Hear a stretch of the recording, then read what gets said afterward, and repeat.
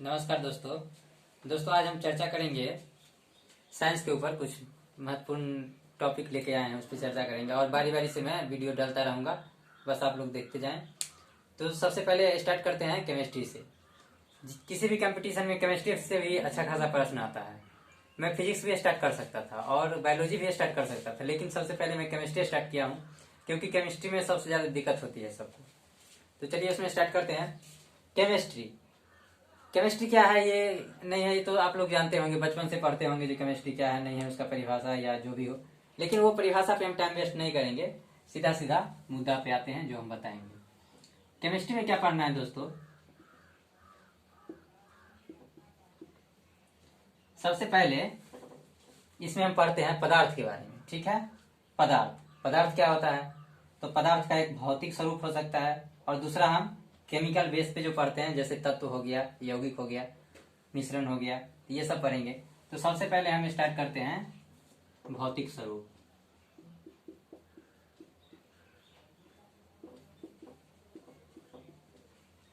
ठीक है, तो भौतिक स्वरूप पे चर्चा करेंगे। मेरा नेक्स्ट वीडियो जो होगा वो तत्व से रिलेटेड रहेगा, और उस पर मैं चर्चा करूंगा। इस तत्व में धातु हो गया, अधातु हो गया, उपधातु हो गया, फिर मिश्रण हो गया, यौगिक हो गया, तो वो सभी पे नेक्स्ट वीडियो में चर्चा करेंगे। फिलहाल हम इस भौतिक स्वरूप पे चर्चा करते हैं, और इसमें देखते हैं पदार्थ की मुख्यतः तीन अवस्था। वो तीन अवस्था कौन कौन है आप लोग जानते होंगे? ठोस,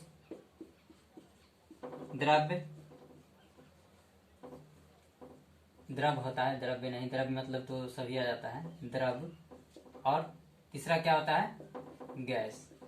ठीक है, पदार्थ की चतुर्थ अवस्था और पंचम अवस्था भी होती है, लेकिन पहले हम बारी बारी से इस पे अध्ययन कर लेंगे, फिर द्रव्य पे करेंगे, फिर गैस पे, उसके बाद हम जो कि चौथा अवस्था है प्लाज्मा, उस पे अध्ययन करेंगे। फिर उसके बाद है BEC यानी कि बॉस आइंस्टाइन कंडेंसेट, जो कि पांचवा अवस्था होता है, इस पे चर्चा करेंगे। ठीक है, ये पांचवा अवस्था क्या है थोड़ा सा अभी शॉर्ट में बता देते हैं। भारतीय वैज्ञानिक भौतिकविद थे वो, जिनका नाम था SN बॉस यानी सत्येंद्र नाथ बॉस होते हैं। तो वो भारत के थे। तो वो 1920 में इस पे कुछ अपना थ्योरी दिए थे, और बाद में अमेरिका के 3 वैज्ञानिक मिलकर के इसको प्रूव किए थे, जो कि 2001 क्रम दिखा रहा है, कहीं पे 2008 या 9 दिखा रहा है। तो वो उतना एग्जैक्ट अभी जानकारी नहीं है, तो उस पर मैं बात बताऊंगा। लेकिन ये दोनों मिल करके नाम दिए इनका पांचवा अवस्था, जिसका नाम क्या है? बॉस आइंस्टाइन कंडेंसेट, जो कि पंचम अवस्था होता है। ठीक है, तो ये हो गया। तो चलिए स्टार्ट करते हैं अब किस पे? ठोस पे। ठोस क्या है दोस्तों? आप जानते हैं पदार्थ जो हम बता रहे हैं, ठोस, द्रव्य, गैस, वो 3 मौलिक कणों से मिलकर के बना होता है। ठीक है, वो 3 मौलिक कण क्या है? Electron, proton, neutron. ठीक है, लेकिन उसमें भी क्या है? इलेक्ट्रॉन, प्रोटॉन, न्यूट्रॉन को अभी हम नहीं देखेंगे। इसमें क्या देखेंगे? सिंपली इस पदार्थ को मान लेते हैं हम कण से बना हुआ है। मानना क्या है? कण से बना ही होता है कोई भी पदार्थ। तो वो सबसे इसको हम छोटा छोटा टुकड़ा में बांट दिए, जिसको हम क्या कहते हैं? कण कहते हैं। ठीक है, मान के चलिए ये कण हो गया, एक पदार्थ है। ठीक है, ये पदार्थ है, उसका कण है, छोटा छोटा कण से मिलकर के बना है पदार्थ।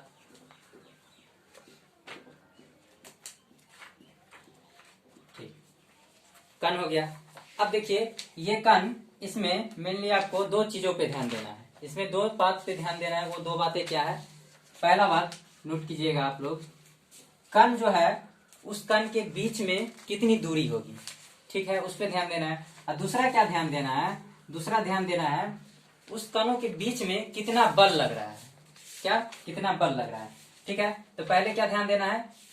जो कण है आपस में एक दूसरे के बीच, उसमें कितना स्पेस यानी कि स्थान है, उस पर ध्यान देना है। और दूसरा क्या? उस स्थान के बीच कितना बल लग रहा है, उस बल पे हमको ध्यान में रखना है। इसी कण के ठोस जो है, द्रव्य है और गैस है, इसी कण के आपस में मिलने से, आपस में बिखरने से, या उसके बीच जो स्थान जो होता है अंतरान्विक स्थान बोलते हैं जिसको, कण के बीच की दूरी को, और उसके बीच जो बल लगता है उसको बोलते हैं अंतरान्विक आकर्षण बल। तो यानी एक कण दूसरे कण के बीच के जो स्पेस होगा यानी जगह होगा उसको क्या बोलेंगे? अंतरान्विक स्थान। इसको इंग्लिश में क्या बोलेंगे? Intermolecular space.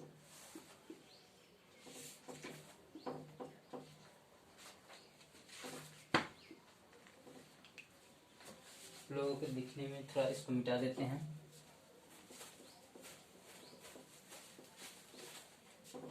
तो क्या हो गया? ये कणों के बीच की जो दूरी हो गया उसको क्या बोलेंगे? इंटरमॉलिक्यूलर स्पेस, जिसको हिंदी में कहते हैं अंतरान्विक स्थान। दूसरा है इंटर मॉलिक्यूलर फोर्स, यानी कि अंतरान्विक आकर्षण बल। ठीक है, तो इसी इंटरमॉलिक्यूलर स्पेस और इंटरमॉलिक्यूलर फोर्स के द्वारा ही डिसाइड करते हैं हम जो कोई पदार्थ ठोस है, द्रव्य है या गैस है। ठीक है, तो चलिए स्टार्ट करते हैं ठोस में। ठोस में क्या होगा? ये इंटरमॉलिक्यूलर स्पेस जो होगा क्या होगा? बहुत कम होगा। क्या होगा? बहुत कम होगा। दूसरा इंटरमॉलिक्यूलर फोर्स क्या होगा? बहुत अधिक होगा।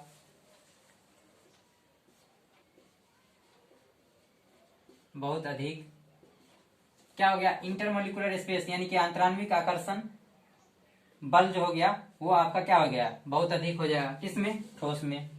और अंतरान्विक स्थान इंटरमॉलिक्यूलर स्पेस बहुत क्या हो जाएगा? कम हो जाएगा।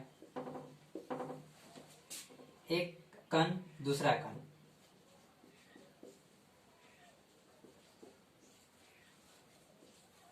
इस बीच की दूरी अगर सटा देंगे इसको तो क्या होगा? सट जाएगा आपस में। बल ज्यादा रहेगा तभी तो खींचेगा। ठीक, समझ रहे हैं? और बल अगर कम हो गया तो क्या होगा? बल कम हो गया तो क्या होगा? आपस में एक दूसरे को अलग हो जाएगा, हट जाएगा। तो हट जाएगा तो क्या होगा? वो या तो द्रव्य में चला जाएगा या गैस में चला जाएगा। लेकिन जब सट जाएगा आपस में तो क्या हो गया? ठोस हो गया। तो समझ में आ गया? दो बात ध्यान में रखना पड़ता है और ये दो बात ही पूछ लिया जाता है एग्जाम में। पूछेगा ठोस में मॉलिक्यूलर स्थान जो होगा यानी अंतरान्विक स्थान ज्यादा होगा कि कम? जी बिल्कुल, क्या होगा? कम होगा स्थान। पूछेगा मॉलिक्यूलर फोर्स यानी कि अंतरान्विक आकर्षण बल ज्यादा होगा कि कम? ज्यादा होगा। ऑब्वियसली ज्यादा होगा तभी तो खींच लेगा। ठीक है, तो ये हो गया आपका ठोस। एक बात और ध्यान में रखना है जो कि वेरी इंपॉर्टेंट है कंपटीशन के लिए, वो क्या है? इसमें पूछेगा आपसे गतिज ऊर्जा के बारे में। किस ऊर्जा? गतिज ऊर्जा। गतिज ऊर्जा जो कि फिजिक्स से रिलेटेड है। ये गतिज ऊर्जा पूछेगा जिसमें कम है कि ज्यादा है। किसमें? ठोस में, द्रव्य में, गैस में, इसमें पूछता है। तो अभी हम ठोस पे बात कर रहे हैं तो ठोस में देखिए गतिज ऊर्जा ज्यादा होता है या कम होता है। अब बताइए, यहाँ पे ठोस है, कण क्या है? एक दूसरे के नजदीक सटा हुआ है। इसमें बल क्या है? बहुत अधिक है। तो कण एक दूसरे के अपेक्षा ये मूव करेगा? नहीं करेगा, बिल्कुल नहीं। जो सोचे आप सही है। कण क्या होगा? मूव नहीं करेगा। तो मूव नहीं करेगा तो गतिज ऊर्जा होगा? नहीं होगा। गतिज ऊर्जा क्या होता है? हाफ mv², 1/2 गुने मास गुने वेलोसिटी का स्क्वायर। वेलोसिटी यानी कि वेग जिसको बोलते हैं। वेग क्या होता है? विस्थापन बटे समय क्या होता है? वेग होता है। तो बताइए यहाँ पे जब मूव करिए नहीं रहा है कण, वेग है ये नहीं है, तो इसमें होगा? नहीं होगा। तो क्या हो जाएगा? गतिज ऊर्जा ठोस में कम होगा। बिल्कुल सही। चलिए दूसरा